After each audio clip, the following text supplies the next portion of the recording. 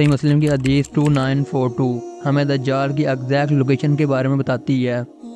حضرت تمیم داری جو کہ ایک صحابی ہیں، انہوں نے دجال کے ساتھ کس جزیرے پر ملاقات کی، اور کیا دجال آج بھی اس جزیرے پر موجود ہے، اور جزیرے پر ملنے والی جساسہ کا ہندوؤں کی کالی ماتا کے ساتھ کیا کنیکشن ہے، ان سب حقائق کے بارے میں آج کی اس ویڈیو میں ہم بات کریں گے۔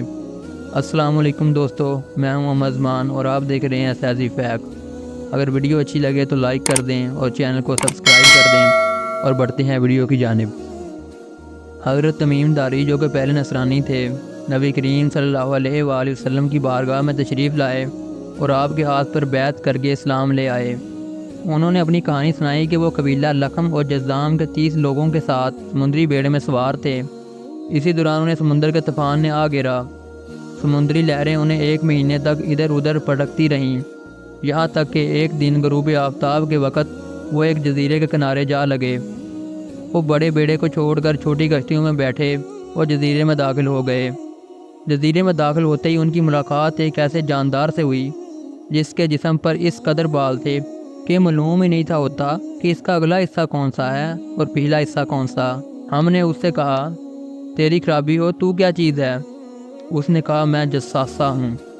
جساسہ یعنی جاسوسی کرنے والی۔ اس نے کہا، مجھے چھوڑو، تم سامنے مندر میں جاؤ، وہاں ایک شخص ہے جو تمہاری قبروں کا بہت سخت مشتاق ہے۔ جب اس نے ایک شخص کا نام لیا تو ہمیں خوف ہوا کہ شاید یہ جساسہ کوئی شیطان ہے۔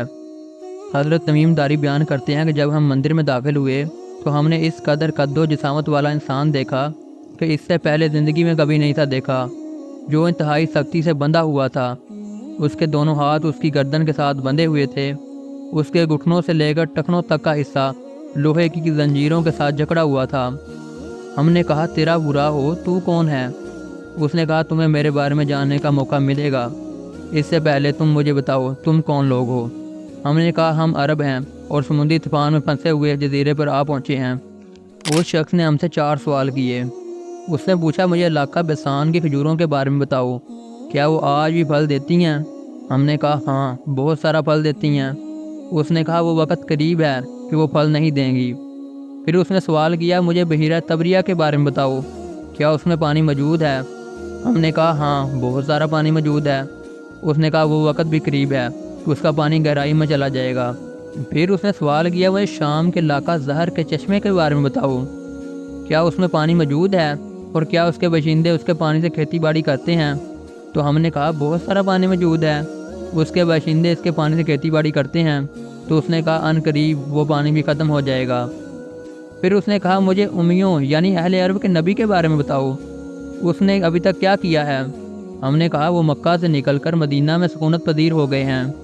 پھر اس نے پوچھا، کیا عرب نے اس کے ساتھ جنگیں لڑی ہیں؟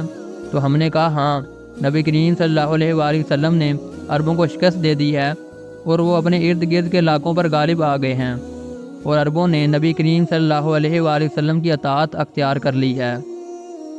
پھر اس شخص نے پوچھا، کیا یہ سب کچھ ہو چکا ہے؟ ہم نے کہا، ہاں۔ اس نے کہا، اب میں تمہیں اپنے بارے میں بتاتا ہوں۔ میں مسیح دجال ہوں اور مجھے ان قریب باہر نکلنے کی اجازت مل جائے گی۔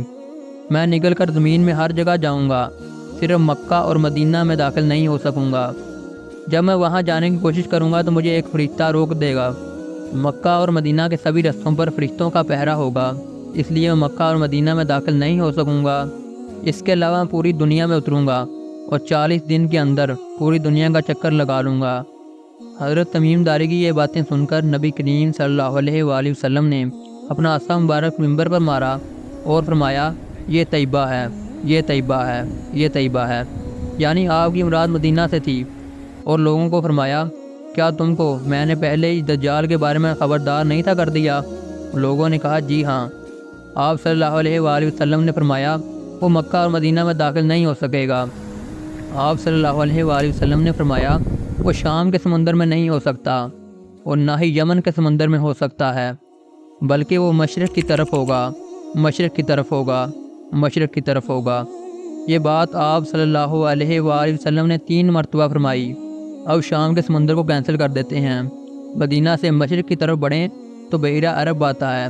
اس میں ٹوٹل 4 جزائر ہیں، 2 یمن کے، 1 پاکستان کا اور 1 انڈیا کا۔ حدیث کے مطابق وہ یمن کے سمندر میں نہیں ہوگا۔ اب یمن کے 2 کینسل کر دیتے ہیں، باقی بچے صرف 2، پاکستان کا اسٹولا آئی لینڈ اور ایک انڈیا کا آئی لینڈ۔ اگر ہم ان دونوں جزیروں کا جائزہ لیں تو انڈیا کے جزیرے پر مندر کے اثرات موجود نہیں ہیں، مگر پاکستانی جزیرے پر مندر کے اثرات موجود ہیں۔ اب آپ سوچ رہے ہوں گے یہ قصہ تو 1400 سال پرانا ہے، مندر تو جا کے اب کہیں بنا ہوگا۔ نہیں بھائی، 2000 سال پرانا مندر بھی کالی ماتا کا۔ کوئی یاد آیا؟ جساسا، جس کے جسم پر بہت بال تھے۔ ہندوؤں کی اس دیوی کے جسم پر بھی بہت بال ہیں۔ کہیں یہ دونوں ایک ہی تو نہیں؟ کو انسیڈنس یا مے بی ناٹ۔ اب جب ہم اسٹولا آئی لینڈ پر جاتے ہیں تو ہمیں دجال تو نہیں ملتا، ٹوٹا ہوا ایک مندر ملتا ہے۔ اب دجال کہاں ہے اور جساسا کہاں ہے؟ کہیں دنیا کے نظام کو کنٹرول تو نہیں کر رہے؟ اور جتنی بھی شیطانی تنظیمیں ہیں کہیں ان کے انڈر تو نہیں کام کر رہی؟